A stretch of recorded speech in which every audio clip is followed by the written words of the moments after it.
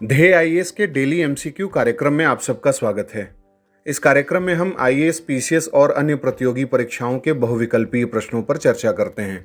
तो आइए शुरू करते हैं। आज का पहला सवाल, निम्नलिखित कथनों में से असत्य कथन कौन सा है, यानी इनकरेक्ट कौन सा है? ए, ग्लोबल ट्यूबरकुलोसिस रिपोर्ट 2021 विश्व स्वास्थ्य संगठन ने जारी की है। बी, 2018 में संयुक्त राष्ट्र की टीबी पर आयोजित पहली बैठक में राष्ट्राध्यक्षों ने तय किया था कि 2024 तक टीबी से जुड़े टारगेट प्राप्त करेंगे। सी, पहली ग्लोबल ट्यूबरकुलोसिस रिपोर्ट WHO द्वारा 1997 में लॉन्च की गई थी। या फिर D, global TB watch list में कंबोडिया, रूस और जिम्बाब्वे को 2021 में शामिल किया गया है। इसका उत्तर है बी। व्याख्या देखते हैं। हाल ही में WHO द्वारा ग्लोबल ट्यूबरकुलोसिस रिपोर्ट 2021 जारी की गई है और इसमें बताया गया है कि दुनिया भर में 4.1 मिलियन लोग वर्तमान में यानी 2020 में ट्यूबरकुलोसिस की बीमारी का सामना कर रहे हैं। 2019 में यह आंकड़ा 2.9 मिलियन था। सरल शब्दों में कहें तो वैश्विक क्षय रोग रिपोर्ट 2021 के मुताबिक बीते एक दशक में क्षय रोग से सबसे ज़्यादा 15 लाख मौत 2020 में ही हुई है और इसकी 1/3 यानी 5 लाख मौतें भारत में हुई हैं। क्षय रोग के कारण मौत की संख्या बढ़ने की मुख्य वजह है कोरोना संक्रमण के कारण इलाज न हो पाना।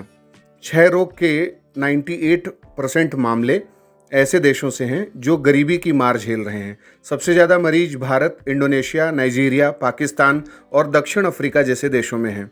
मौतों में मात्र 9.2% की कमी हो सकी है और ग्लोबल टीबी वॉच लिस्ट में कंबोडिया, रूस और जिम्बाब्वे को शामिल किया गया है।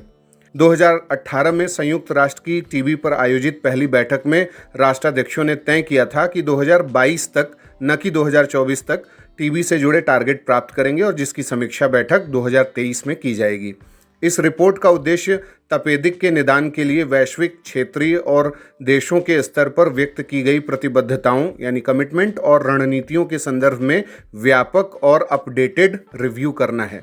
पहली ग्लोबल ट्यूबरकुलोसिस रिपोर्ट WHO द्वारा 1997 में लॉन्च की गई थी और आपने SDG 17 के बारे में सुना होगा, जो SDG 17 है, हमारे UN द्वारा 2015 में अडॉप्ट किया गया था।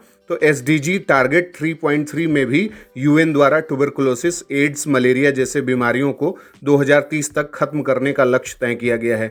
और अगर हम भारत सरकार की बात करें तो भारत सरकार द्वारा 2025 तक टीबी को खत्म करने का लक्ष्य निर्धारित किया गया है।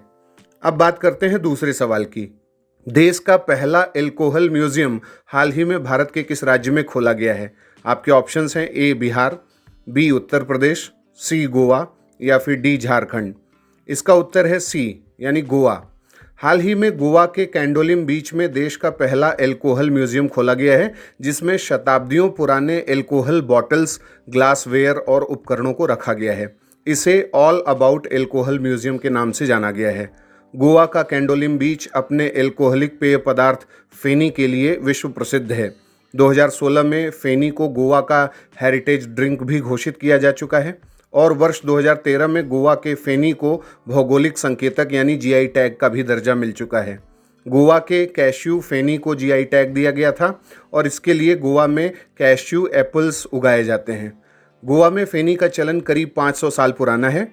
फेनी एक तरह की पारंपरिक शराब है जिसे काजू फल से तैयार किया जाता है और इसमें किसी भी तरह के ऑर्गेनिक या आर्टिफिशियल फ्लेवर का इस्तेमाल नहीं किया जाता। गोवा में खास तौर से 2 तरह का फेनी सबसे पॉपुलर है, एक काजू फेनी और दूसरा नारियल फेनी। काजू फेनी की तुलना में नारियल फेनी का चलन ज़्यादा पुराना है। गोवा में नारियल की उपलब्धता भरपूर रहती थी और यही कारण है कि यहाँ पहली बार नारियल से फेनी तैयार किया गया था। हालांकि पुर्तगाल से आने वाले लोगों ने यहाँ काजू से फेनी बनाने का काम शुरू किया था। और कैंडोलिम में अपनी तरह का अनूठा ये जो संग्रहालय है, ये 500 साल पुरानी फेनी की कहानी बताएगा। संग्रहालय में फेनी की सदियों पुरानी बोतलें रखी गई हैं, कांच से बने बर्तन हैं, पुराने लकड़ी के डिस्पेंसर हैं और इनके पीछे छिपे इतिहास की जानकारी दी गई है। अब देखते हैं तीसरा सवाल। निम्नलिखित कथनों पर विचार करें। पहला, डॉक्टर सुब्रमण्यम चंद्रशेखर को 1983 में भौतिकी के क्षेत्र में डॉक्टर विलियम फाउलर के साथ संयुक्त रूप से नोबेल पुरस्कार से सम्मानित किया गया था। दूसरा ऑप्शन, उनकी खोजों से न्यूट्रॉन तारे और ब्लैक होल के अस्तित्व की धारणा कायम हुई थी। उपरोक्त में से कौन से कथन सत्य हैं? ए, केवल एक, बी केवल 2, सी 1 और 2 दोनों, या फिर डी न तो 1 न ही 2। इसका उत्तर है सी यानी दोनों। व्याख्या देखते हैं। 19 अक्टूबर यानी आज भारत के महान भौतिक खगोल विज्ञानी डॉक्टर सुब्रमण्यम चंद्रशेखर की बर्थ एनिवर्सरी है। डॉक्टर सुब्रमण्यम चंद्रशेखर उन भारतीयों में से हैं जिन्हें नोबेल पुरस्कार से सम्मानित किया गया था। 19 अक्टूबर 1910 को लाहौर में जन्मे चंद्रशेखर भारतीय अमेरिकी खगोल शास्त्री थे और फिजिक्स पर की गई इनकी रिसर्च के लिए इन्हें विलियम ए फाउलर के साथ संयुक्त रूप से वर्ष 1983 में भौतिकी का नोबेल पुरस्कार दिया गया था। वर्ष 1934 में महज 24 वर्ष की आयु में ही इन्होंने तारों के गिरने और लुप्त होने की गुत्थी सुलझा ली थी। 11 जनवरी 1935 को लंदन की रॉयल एस्ट्रोनॉमिकल सोसाइटी में उन्होंने इसको लेकर अपना रिसर्च पेपर भी सबमिट किया था और इस रिसर्च के मुताबिक सफ़ेद बौने तारे यानी वाइट ड्वार्फ स्टार जिन्हें कहा जाता है, वो एक निश्चित द्रव्यमान यानी डेफिनिट मास हासिल करने के बाद अपने भार में वृद्धि नहीं कर सकते और यही वजह है कि वो अंत में ब्लैक होल में तब्दील हो जाते हैं। ये आपने सुना ही होगा। इनकी रिसर्च में कहा गया था कि जिन तारों का डेफिनिट मास आज सूर्य से 1.4 गुना अधिक होगा, वे तारे आखिर में सिकुड़ कर बहुत भारी हो जाएंगे और इस तरह से वो अपने अंत तक पहुंच जाते हैं। अब बात करते हैं चौथे सवाल की। कोरिंगा वन्यजीव अभयारण्य के आसपास के 177 वर्ग किलोमीटर क्षेत्र को इको सेंसिटिव जोन घोषित किया गया है। यह अभयारण्य कहाँ स्थित है? आपके ऑप्शंस हैं ए उड़ीसा, बी गोवा, सी तेलंगाना या फिर डी आंध्र प्रदेश। इसका उत्तर है डी यानी आंध्र प्रदेश। भारत सरकार के पर्यावरण, वन और जलवायु परिवर्तन मंत्रालय ने हाल ही में आंध्र प्रदेश में स्थित कोरंगा वन्यजीव अभयारण्य के 177 वर्ग किलोमीटर क्षेत्र को पर्यावरण संरक्षण अधिनियम 1986 की धारा 3 के तहत इको सेंसिटिव जोन घोषित किया है और इस अभयारण्य का कुल विस्तार 235.70 वर्ग किलोमीटर है और इसमें पूरा होप आइलैंड भी शामिल है। यह निर्णय इसलिए लिया गया है कि काकीनाडा शहर की भविष्य की विकास जरूरतों, काकीनाडा बंदरगाह की वर्तमान गतिविधियों, गोदावरी एस्चुरी में जो मत्स्य गतिविधियां हैं, इन सब से कोरिंगा वन्यजीव अभयारण्य के जीव जंतुओं को खतरे का सामना करना पड़ सकता है और इन जीवों में खासकर fishing cat, Indian smooth coated otter, olive ridley turtle और कई पक्षी प्रजातियां भी शामिल हैं। इसके अलावा अगर इको सेंसिटिव जोन की बात करें तो हाल में केरल के वायनाड वन्यजीव अभयारण्य के 88.21 वर्ग किलोमीटर क्षेत्र को भी इको सेंसिटिव जोन घोषित करने के लिए केरल राज्य सरकार ने भारत के पर्यावरण मंत्रालय के समक्ष इसके लिए आवेदन प्रस्तुत किया है। इसके अलावा हाल ही में चीड़ और बाज के घने वनों के लिए समृद्ध उत्तराखंड के कुमाऊं क्षेत्र की शांत वादियों में स्थित बिनसर वन्यजीव अभयारण्य को भी पारिस्थितिकी संवेदी क्षेत्र यानी इको सेंसिटिव जोन घोषित कर दिया गया है। आम नियमों के अनुसार इको सेंसिटिव जोन का विस्तार किसी संरक्षित क्षेत्र के आसपास 10 किलोमीटर तक के दायरे में हो सकता है, यानी किसी नेशनल पार्क या वाइल्ड लाइफ सेंचुरी के आगे 10 किलोमीटर तक के दायरे में हो सकता है। लेकिन संवेदनशील गलियारे, कनेक्टिविटी और पारिस्थितिकी रूप से महत्वपूर्ण जो खंड हैं या प्राकृतिक संयोजन नेचुरल कनेक्टिविटी के लिए जो महत्वपूर्ण क्षेत्र हैं, उनकी स्थिति में 10 किलोमीटर से भी अधिक क्षेत्र को इको सेंसिटिव जोन में शामिल किया जा सकता है। इको सेंसिटिव जोन इसलिए इम्पॉर्टेंट होता है कि क्योंकि इसमें कई गतिविधियों पर प्रतिबंध लगाया जाता है। तो कौन सी ऐसी गतिविधियां हैं जो प्रतिबंधित होती हैं?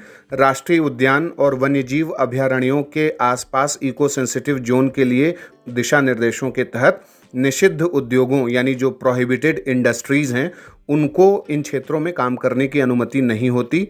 ये दिशा निर्देश वाणिज्यिक खनन यानी जो कमर्शियल माइनिंग है, जलाने योग्य लकड़ी के वाणिज्यिक उपयोग और प्रमुख जल विद्युत परियोजनाओं जो हाइड्रो इलेक्ट्रिक पावर प्रोजेक्ट्स हैं, इन सब गतिविधियों पर प्रतिबंध लगाने की बात इसमें होती है। कुछ गतिविधियों जैसे कि पेड़ गिराना, भूजल दोहन, जो ग्राउंड वाटर है उसका दोहन करना, होटल और रिजॉर्ट की स्थापना सहित प्राकृतिक जल संसाधनों का वाणिज्यिक उपयोग, इन सब पर नियंत्रण किया जाता है, इन सब को प्रतिबंधित किया जाता है। अब हम देखते हैं पांचवा और अंतिम सवाल। हाल ही में विश्व का पहला देश कौन सा बना है जिसने फॉरेस्ट कार्बन पार्टनरशिप फैसिलिटी से उत्सर्जन कटौती यानी एमिशन रिडक्शन करने के लिए पेमेंट प्राप्त किया है, भुगतान प्राप्त किया है? ऑप्शंस हैं ए भारत, बी ब्राज़ील, सी मोजाम्बिक या फिर डी नॉर्वे। इसका उत्तर है सी यानी मोजाम्बिक। अफ्रीकी देश मोजाम्बिक विश्व का पहला देश बना है जिसने फॉरेस्ट कार्बन पार्टनरशिप फैसिलिटी से उत्सर्जन कटौती करने के लिए भुगतान प्राप्त किया है। वर्ष 2019 से 1.28 मिलियन टन कार्बन उत्सर्जन कटौती करने के लिए मोजाम्बिक को फॉरेस्ट कार्बन पार्टनरशिप फैसिलिटी के तहत वर्ल्ड बैंक द्वारा $6.4 मिलियन दिया गया है।